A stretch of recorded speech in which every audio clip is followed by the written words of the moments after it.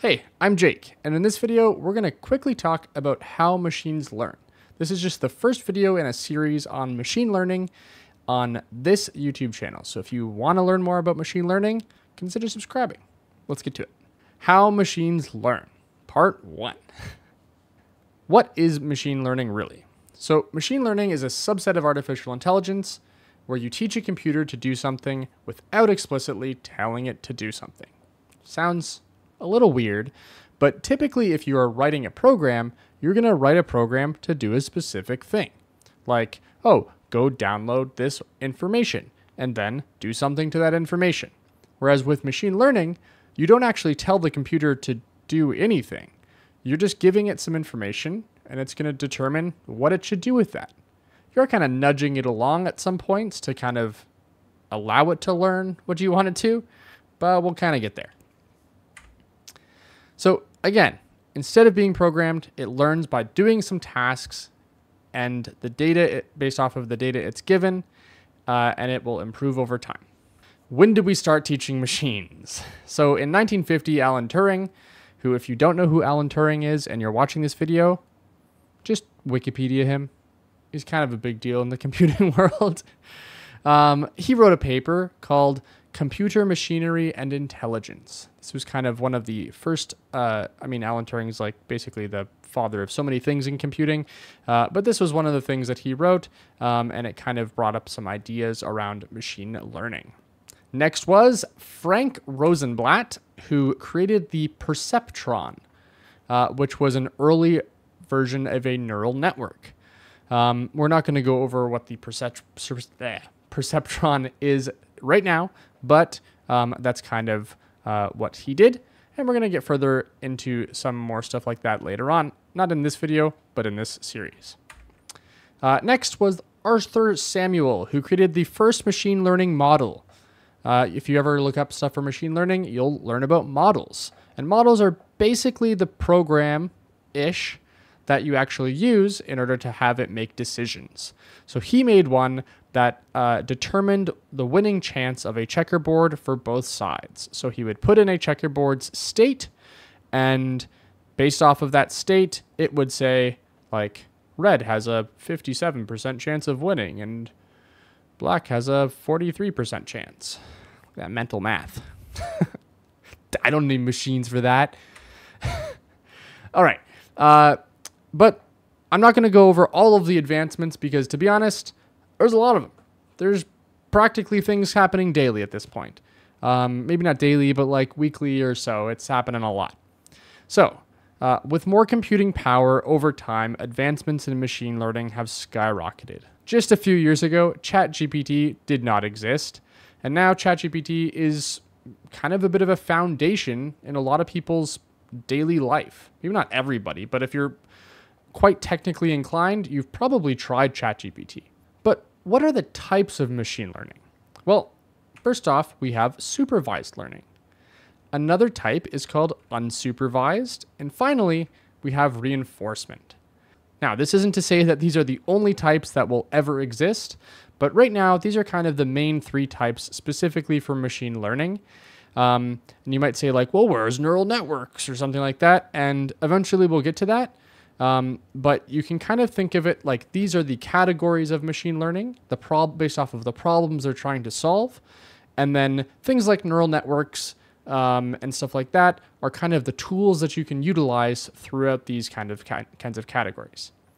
So let's talk about supervised learning.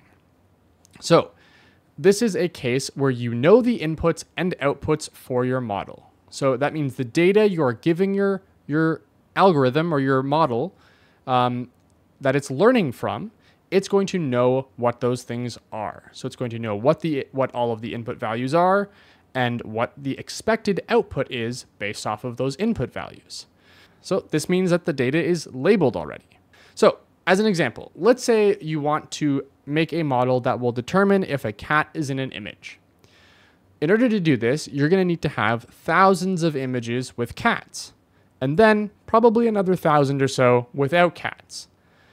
So in this case, you have these images, which are the inputs, and you also have the output, which is there a cat or not? So for example, This image has a cat in it. This image has no cat in it. Pretty easy. For a human, that's really easy. But for a computer, these are just both files. They just have a bunch of stuff in them. So how does it know whether it's a cat or not? Well, that's something that supervised learning can do. But there are also subtypes of supervised learning. And you'll kind of see that kind of happens a lot with all of these. So it can be broken down into two main types, which are classification and regression. So let's first talk about classification, which can also be broken down. So classification has two more types called binary and multi-class. So binary classification is basically, it's expecting one of two outputs. So in this example, is it a cat? Yes. Is this a cat? No, it's a walrus. But in that case, it would just say yes or no, 1 or 0, true or false, that kind of thing. So what would you actually use this for, other than figuring out if it's a cat or not? Well, you could say, is this tumor cancerous? So based off of a bunch of these inputs, maybe a scan, maybe some measurements of a tumor, some things like that, it can then try and determine, is it cancerous, right? Is it benign or malignant? Also, based off of a bunch of things, which is actually a pretty famous data set that you can download yourself and try, would a given person survive the Titanic disaster? So because the Titanic was a commercial vessel, I'm pretty sure, we have a bunch of data on all the people who were on the Titanic. I'm sure there's some missing, unfortunately, but we still have a bunch of data and what class they were on, whether they were there with family, a bunch of things. And also, did they survive? And would you be able to, given this new person who, let's say, is, on the lower part of the deck, they don't have any family, on the boat, they're a female and they're 23. Are they going to survive? Well, maybe, right? You're going to have to build the model and then it can maybe tell you. But that's the kind of idea, is it's going to decide one thing or the other. Now, you can probably guess what multi-class classification is, where it's deciding 2 or more things, or I guess 3 or more. So in this case, you're basically deciding 3 or more.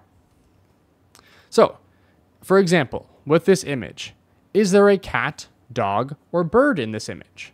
So what's actually interesting here is in binary classification, there's one output, and it's either true or false, right? Cat or no cat, cancer or no cancer, etc.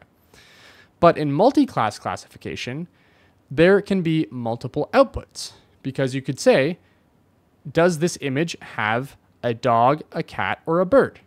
And it could say, yes, there's a cat, yes, there's a dog, but no, there's no bird, right? Because you can't just determine that based off of one output, which is a 1 or a 0. You could kind of do that with one output, saying like, okay, 1 is a cat, and then if it's like divisible by 3 or something, it's a dog or some confusing thing. But you can have 3 outputs where it can determine that by itself. So that's multi-class classification.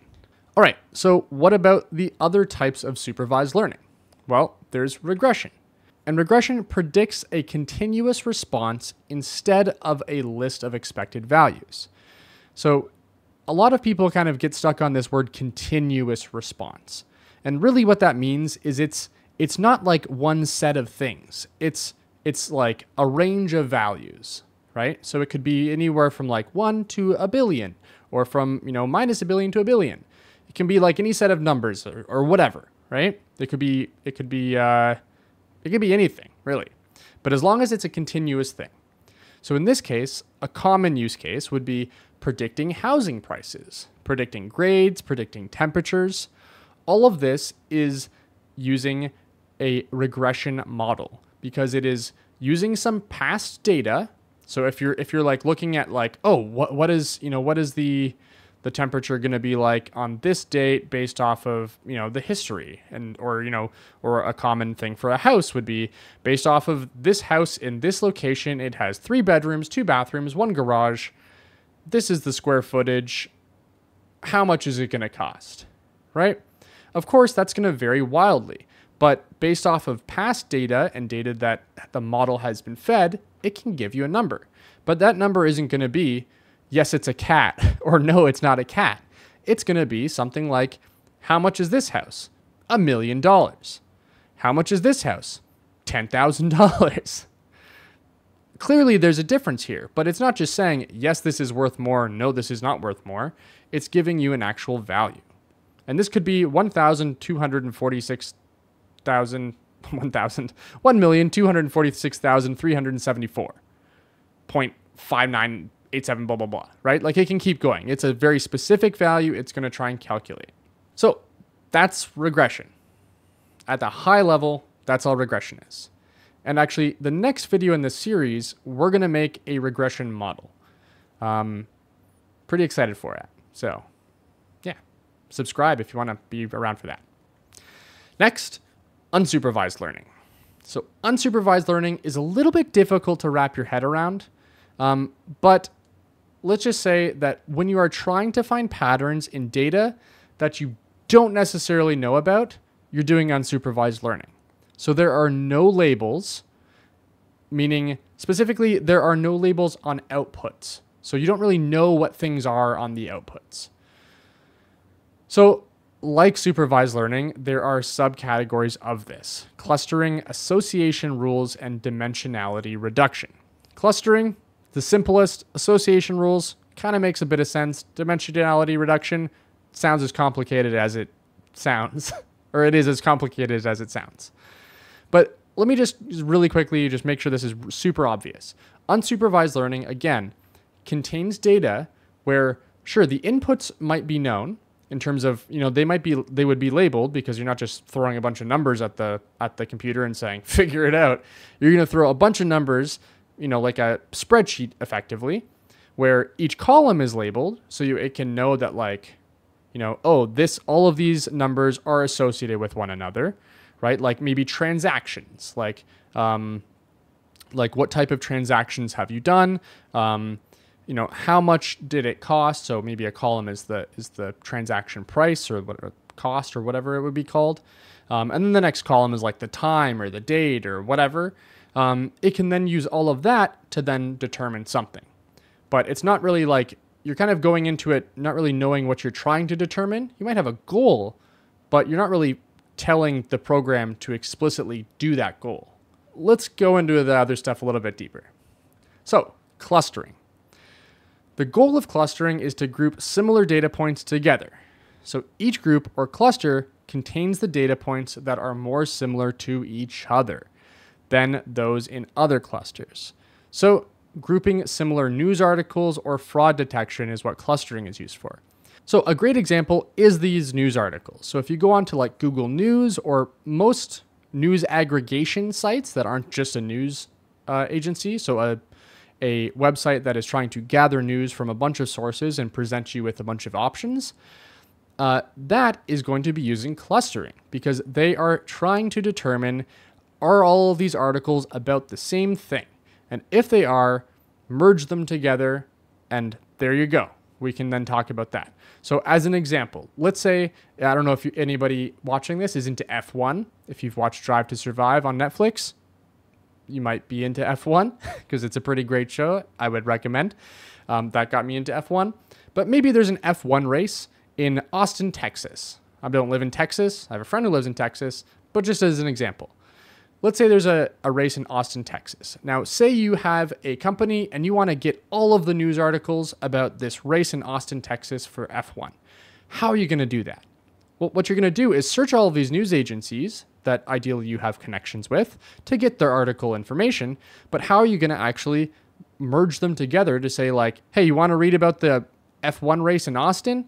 Click here for a bunch of articles. Well, how are you going to get all those articles together? You're going to use clustering, because it's going to look at all the articles and find things that are similar and say that, oh, these articles are talking about F1, they're talking about Austin, and they're talking about, I don't know, like Verstappen getting first place again. Whereas these articles are talking about when to plant your daisies or something. I don't know. Or a bunch of other stuff. Well, these ones are actually way more similar to these ones. So these are probably similar and should be joined together. So that's actually what's happening when you see these news articles that are all put together. I know there's a big tangent, but I think that's just really cool, and a great use case of how you can actually use machine learning in real world applications. So clustering, yay. All right, let's move on to association rules. So a goal of association rules is to identify interesting relationships, patterns, or associations between different variables in a data set. So this might sound very similar to clustering, but it's a little bit different. This is mostly used for recommendation engines. So like the whole, you like that, you probably like this. So Netflix has a great example of this, where if you've watched things on Netflix before and you click on a new movie or show or whatever on Netflix, it will probably say that there is a percentage match. That match is based off of an association rule model, which they have on you, which is based off of the last things that you have watched. Presumably you have liked them, especially I guess you probably some bonus if you actually click like. Then it then determines how close is this other movie or show to the things that you have previously watched. And if it's very close, then that's probably a high match. So that's what this is doing. But again, it's not like somebody on Netflix is going and like looking at all of the things that you've watched and being like, oh, okay, like as soon as you click on something, they're like, yeah, no, they're definitely going to like this, right? Like that would be ridiculous. Imagine how many people you'd need. All right, let's go into the last part of unsupervised learning, which is dimensionality reduction. Unsupervised learning. So this is reducing the noise in data. So you're removing irrelevant pieces of data. An example sometimes used in compression algorithms. So if you're compressing a large image into a smaller image, but that smaller image still looks pretty close to the large image, maybe it's lost some information, but how do you actually do that, right? Like, again, there's not a person going through and manually making it smaller. It's determining how can I compress this while maintaining as much information as possible. And that's an example of dimensionality reduction. A good example that I read about is actually, that kind of made it make a lot of sense to me was, if you see your hands as a shadow on the wall, that's a 2D representation of your hand that's in 3D. So it's simplifying the data of whatever your hands are, right, which are very complex, but it still represents the same thing. It's still a shadow, but you can still probably clearly determine that it's a hand, right? Like if you saw a shadow, a picture of a hand shadow, you'd probably say, yeah, it's a hand, right? But like you wouldn't actually need to see the actual hand in order to determine that, unless they're like making some really cool shadow puppets or something, in which case maybe you wouldn't know. That's a dog or a rabbit or something. Yeah. Anyways, let's move on. Reinforcement learning.